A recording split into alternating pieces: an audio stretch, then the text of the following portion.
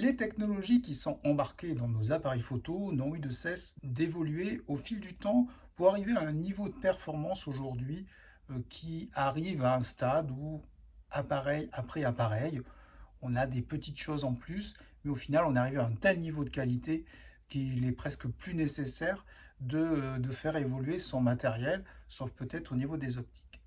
Lorsque Panasonic est rentré dans le marché de la photographie, avec ses Lumix notamment, on a été plutôt intéressé par les premiers modèles avec des super zooms, des choses qui n'existaient pas à cette époque-là, avec la stabilisation optique.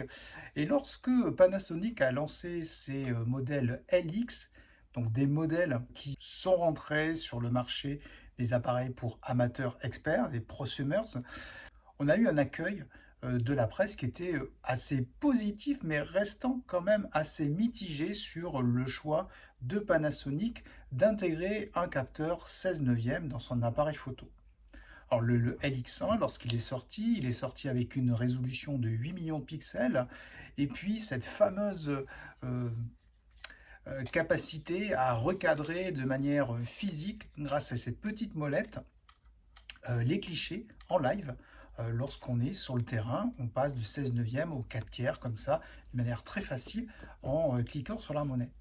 Pour autant, Panasonic ne s'est pas forcément beaucoup avancé sur les inconvénients de cette possibilité.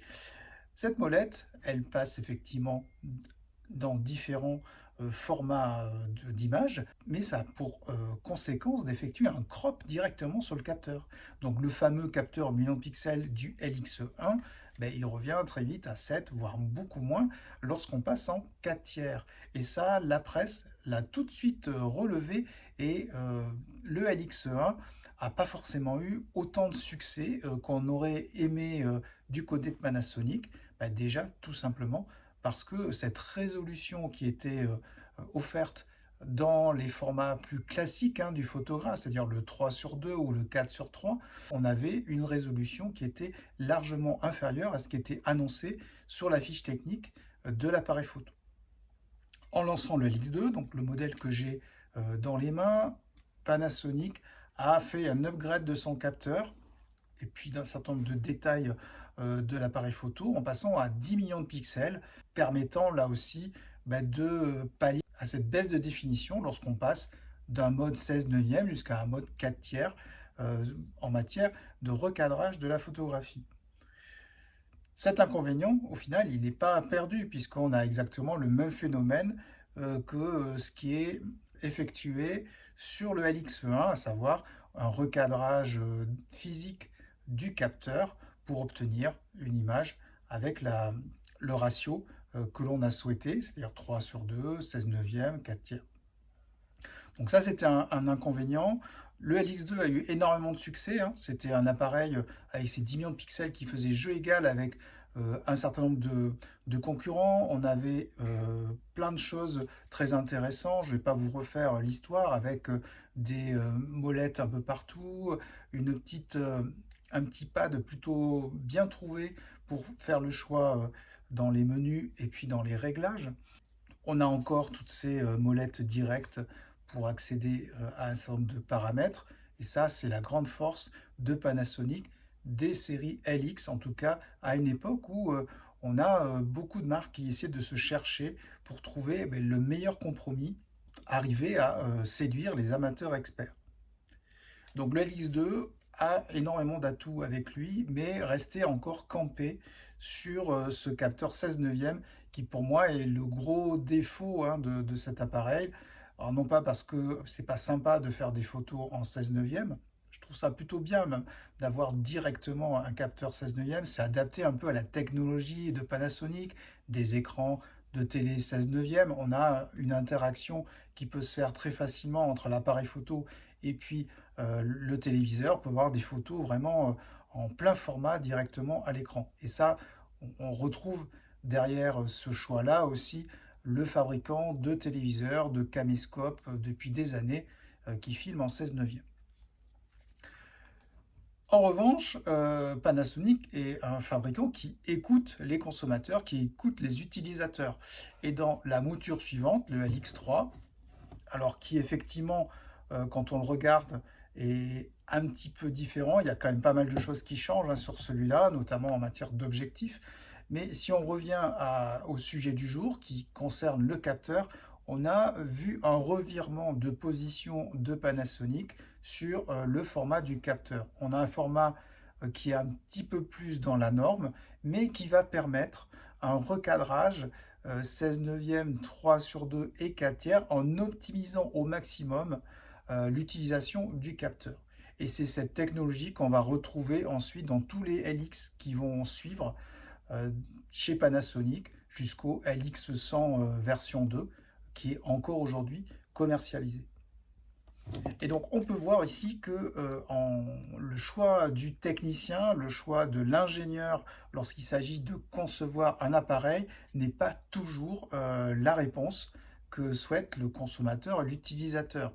Le photographe qui est habitué depuis des années à faire de l'argentique, à faire du 3 sur 2, lorsqu'il retombait sur le LX2, ben, se retrouvait un petit peu frustré de ne pas pouvoir disposer ben, de toutes les caractéristiques, toute la surface du capteur pour ses prises de vue.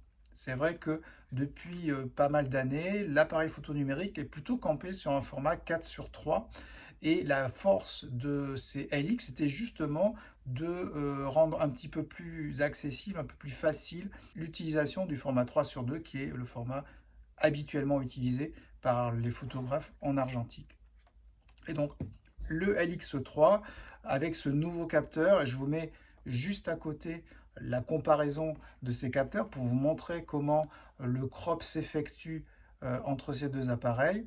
Outre le fait d'être un peu modifié dans son rapport hauteur-largeur, il garde pourtant la même définition de 10 millions de pixels, ce qui permet là aussi d'optimiser aussi la surface couverte sur les formats 3 sur 2 et format 4 sur 3. Alors effectivement, on va perdre un peu en densité de pixels, en nombre de millions de pixels lorsque on obtient la photo. Par rapport à ce qu'on avait sur le LX2, cette situation s'est grandement améliorée et on a une véritable réponse d'un fabricant à des demandes de consommateurs et d'utilisateurs.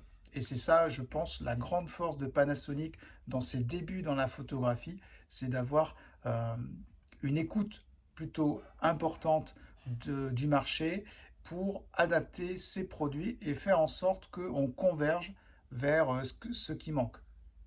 À cette époque-là, le super grand angle de 24 mm, la stabilisation optique et puis un capteur de 10 millions de pixels, finalement c'est, je ne vais pas dire le Graal, mais en tout cas c'est ce que beaucoup d'utilisateurs rêvent. La note était un petit peu salée à l'époque. Aujourd'hui, on peut encore le trouver. Ce sont des appareils hyper fiables qui fonctionnent encore très très bien aujourd'hui. Et d'ailleurs, par rapport à certains smartphones et même des appareils numériques plus récents et peut-être un peu plus bas de gamme, moins aboutis, le LX3 fait encore très bonne figure. On fait d'excellentes photos et je vous encourage à aller voir les galeries LX3 que j'ai déposées sur la chaîne. Je vous mets en rappel ici le lien vers cette galerie d'images. J'en publierai d'autres puisque le LX3, c'est un peu mon daily aujourd'hui. C'est l'appareil photo que j'amène très régulièrement avec moi pour faire des photos autrement qu'avec un smartphone. Tout simplement parce que la photographie, ça se pratique aussi avec des appareils qui sont faits pour la photographie, où on effectue des réglages directement, là où un smartphone va demander un certain nombre de manipulations manuelles dans des menus et pas forcément une immédiateté dans la prise en main. On se retrouvera très prochainement dans une prochaine vidéo où j'aborderai une caractéristique que je trouve plutôt sympa d'un appareil photo que j'adore, c'est le Olympus C8080, un appareil qu'on trouve encore d'occasion et qui d'ailleurs se vend relativement cher actuellement. Voilà, je vous laisse sur ces mots et on se retrouvera très prochainement sur la chaîne.